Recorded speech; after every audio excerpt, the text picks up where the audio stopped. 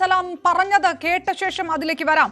എന്താണ് PM A സലാം അൻവറിന്റെ വിഷയത്തിൽ നടത്തിയ പ്രതികരണം? മുസ്ലിം ലീഗിന് വ്യത്യസ്തമായ നിലപാടില്ല.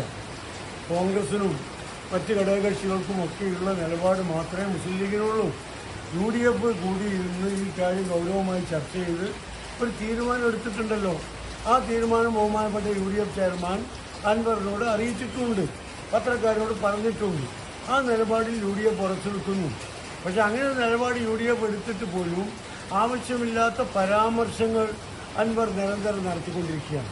അതിനെ സംബന്ധിച്ച് UDFിലെ ഘടകകക്ഷികൾക്കുള്ള അഭിപ്രായങ്ങൾ അൻവറിനോട് ഇന്നലെ തന്നെ മുസ്ലിം ലീഗിൻ്റെ ഭാഗത്തുനിന്ന് പറഞ്ഞിട്ടുണ്ട്. അൻവർ ഏറെക്കുറെ അംഗീകരിച്ച് പോയതുമാണ്.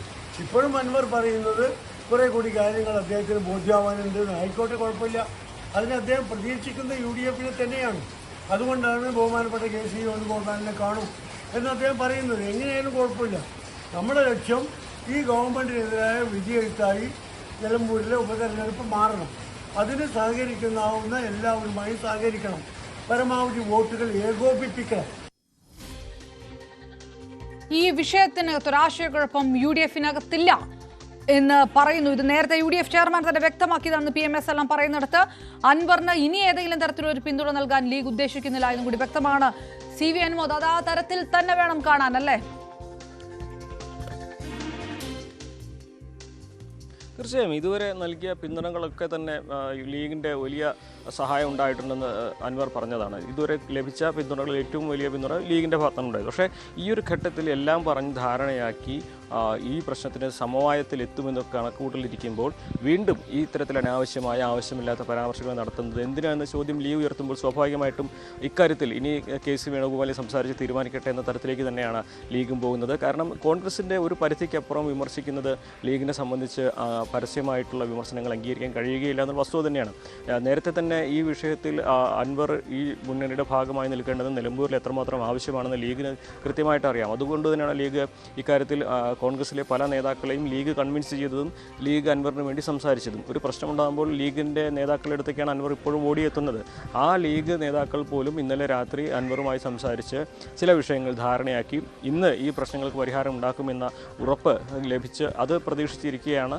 ഇന്ന് രാവിലെ വീണ്ടും അൻവറിൻ്റെ ഭാഗത്തു നിന്നും ഇത്തരത്തിലുള്ള നിശ്ചിതമായ വിമർശനങ്ങൾ VD സതീശനെതിരെ, പ്രതിപക്ഷ നേതാവിനെതിരെ ഉയർന്നു വരുന്നത്. സ്വാഭാവികമായിട്ടും ഇത് പ്രശ്നങ്ങൾ കൂടുതൽ ആളിക്കത്തിക്കുന്ന സാഹചര്യമാണ് തീർത്തിരിക്കുന്നത്. ലീഗിനെ സംബന്ധിച്ച് ഇത്രയും ഈ ഒരു സാഹചര്യത്തിൽ അൻവറിൻ്റെ പരാമർശങ്ങൾ കൊണ്ട് മാത്രമുണ്ടായ ഈ ഒരു സാഹചര്യത്തിൽ ഇനിയും അൻവറിനെ പിന്തുണയ്ക്കുക എന്നത് ലീഗിനെ സംബന്ധിച്ച് വലിയ ബുദ്ധിമുട്ടുള്ള കാര്യമായിരിക്കും. അതുകൊണ്ട് തന്നെ ലീഗ് കോൺഗ്രസിൻ്റെ പൊതു നിലപാടിനൊപ്പം നിൽക്കും എന്ന് തന്നെ വേണം മനസ്സിലാക്കുവാൻ. അൻവറിൻ്റെ വിഷയത്തിൽ ലീഗ് ഇതുവരെ ചെയ്ത പോലെ ആയിരിക്കില്ല. ഒരുപക്ഷെ കോൺഗ്രസിൻ്റെ പൊതു നിലപാട്, UDFിൻ്റെ പൊതു നിലപാട് എന്താണോ അതിലേക്ക് എത്തട്ടെ കാര്യങ്ങൾ എന്ന തരത്തിലേക്കാണ് ലീഗിൻ്റെ സാഹചര്യങ്ങൾ ഇനി മാറുക. കാരണം ലീഗ് നൽകിയ സഹായങ്ങളും പിന്തുണയും ഒക്കെ ഈ ഘട്ടം വരെ അൻവറിനെ സഹായിച്ചെങ്കിൽ അൻവർ തിരിച്ച് ഇന്ന് നടത്തിയ ഈ പരാമർശങ്ങൾ തികച്ചും അനാവശ്യമായിരുന്നു, ഒഴിവാക്കേണ്ടതായിരുന്നു എന്ന അഭിപ്രായം ലീഗിനുണ്ട്. അത് തന്നെയാണ് PM A സലാം നേരത്തെ പറഞ്ഞതും. ഇനി KC വേണുഗോപാലിനെ സംസാരിച്ച് അക്കാര്യങ്ങളിൽ തീരുമാനം എത്തട്ടെ, ധാരണ എത്തട്ടെ എന്ന തരത്തിലേക്കാണ് ലീഗ് ഇപ്പോൾ നിലപാട് മാറ്റിയിരിക്കുന്നത്. വിവരങ്ങൾ നൽകുന്നത് ലീഗ് എടുത്തിരിക്കുന്ന നിലപാട് UDFിന്റെ ഏകകണ്ഠമായിട്ടുള്ള തീരുമാനത്തിനൊപ്പം നിൽക്കുക, കോൺഗ്രസ് എടുക്കുന്ന തീരുമാനത്തിനൊപ്പം നിൽക്കുക. ഏതായാലും ഇനി കണ്ണടച്ചുള്ള ഒരു പിന്തുണ അൻവറിന്റെ വിഷയത്തിൽ കൊടുക്കണ്ട എന്നുള്ളൊരു സൂചന PM A സലാമിന്റെ വാക്കുകളിൽ ഉണ്ട്. അതേസമയം കോൺഗ്രസിനകത്ത് രണ്ടഭിപ്രായമുണ്ട് അൻവർ നടത്തിയ പരാമർശങ്ങൾ എന്നുള്ളത് വ്യക്തമാക്കുന്നു K മുരളീധരന്റെ പരാമർശങ്ങൾ. ഒരു ഇടവേളയ്ക്ക് ശേഷം തിരികെ എത്താം.